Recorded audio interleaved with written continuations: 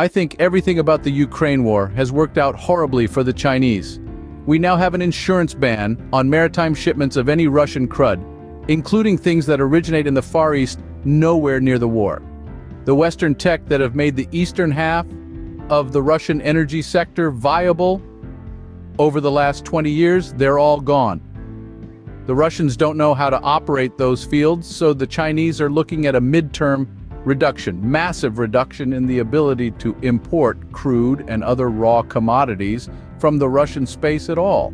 They now know that the idea that this war would be a cakewalk is foolish, because not only have the Taiwanese been preparing for the war for 70 years, they have a moat.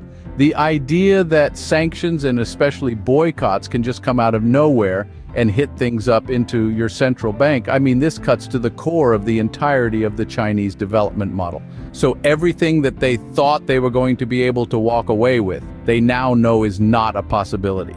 And then at the top, you've got this one dude who no longer even has a cadre of smart people that he can send in the other room with some beer and pizza to come up with another plan. Yeah, so they're just slamming their head into the wall with their ideology until something cracks, and it's cracking every time the United States does something that on a financial point of view, other countries are annoyed by. This conversation bubbles up again. This has been happening back and back and back since the 1980s. And every single time the dollar becomes more central.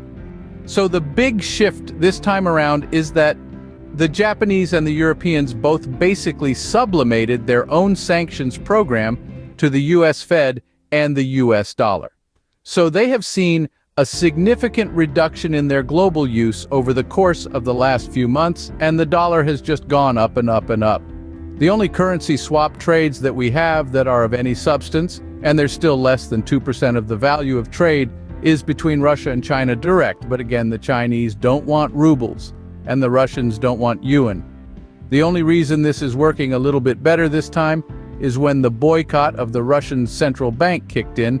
About the only foreign currency that the Russians had on hand at home was yuan, so it's really their only option to a certain degree, but they're actually using gold more.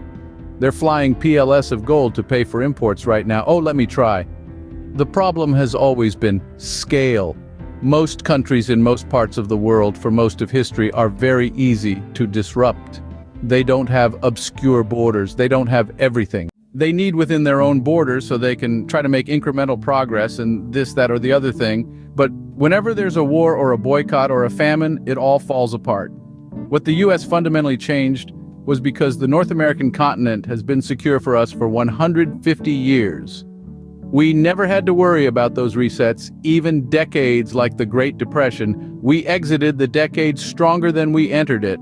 And that meant that when the United States did decide to get involved with the world as a stabilizing force, we could kind of export that stability, and by making global transport on the ocean safe and cheap for everyone, we could finally have, instead of these hundreds of hundreds of separate discriminatory economies all kind of merge into a single global into a single global whole.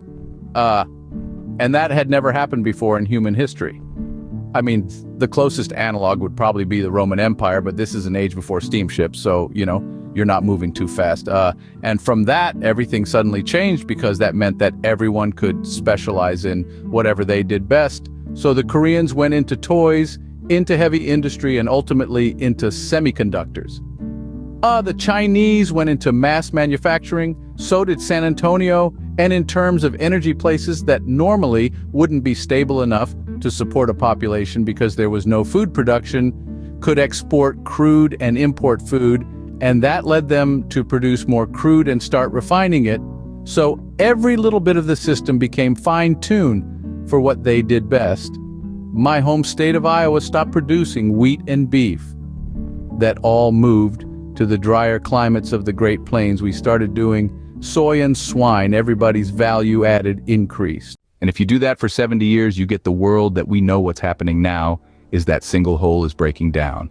And so we now have to retrace every single economic sector and see what it looked like before this grand merger started in the 1950s. And in most parts of the world, it means reverting back to not just something that existed pre-1945, but something pre-industrial, because a lot of the technologies that are required to do mass agriculture or manufacturing or finance can be imported, but that doesn't mean that they were necessarily mastered. And if you can't keep your own supply chain and input system sustainable within whatever countries you can reach in a post-globalized system, then you just can't play. And so we're going to see, for example, a lot of Russian crude fall off the market. We're going to see a lot of Brazilian soy fall off the market. We're going to see Chinese manufacturers fall off the market. And we're all going to have to learn to do things differently or get by without, in the case of North America, it's a differently thing. And we're already, courtesy of Donald Trump, surprisingly well on our way. It would take the United States re-engaging a large number of countries into rebuild something like the original globalization deal at Bretton Woods. We subsidize your economic systems in exchange for control of your security apparatus, but I'm not sure that's possible anymore. You'd have to spook the main threats to being a part of it, or convince everyone else that the Chinese and the Russians are the main threats, because that's how the US see that you'd have to be on our security program, right? But I don't think it's possible anymore. It was one thing to subsidize the global system in 1946. There wasn't a global system, right? But, you know, we've had 100-odd countries grow explosively in the time since then, especially since 1992, and we've retooled our military that I'm not sure even if we could get by and that we could still do it.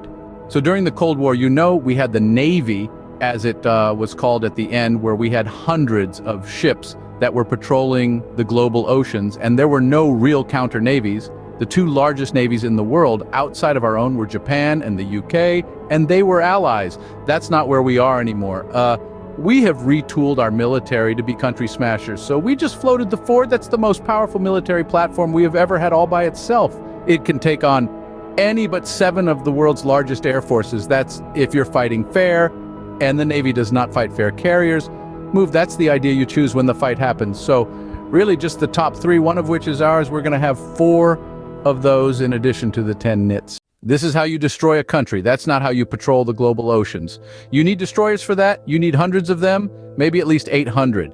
We have 70, half of them are defending the carriers, so we don't even have the military theoretical capability of rebuilding things like we did back in the 50s and the 60s. The Navy we have right now is actually, I would argue, right-sized for our economic and strategic needs.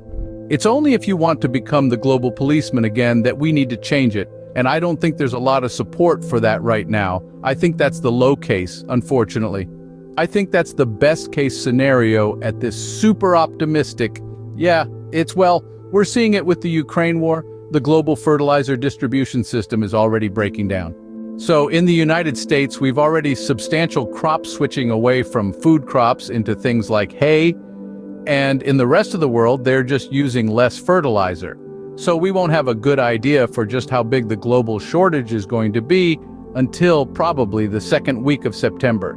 That's when we usually get our first big estimates for most of the northern hemisphere's planting. And that's just the start of this, because it takes 3 years to rebuild a nitrogen or a phosphate supply chain system and 10 years for potash. So, you know, whatever we are facing in September, that's the beginning, at least 3 years of that, probably a lot more. And in the case of Brazil, they were luckily able to surge their imports of fertilizer, but then it just stopped. So they have enough for this season, but nothing for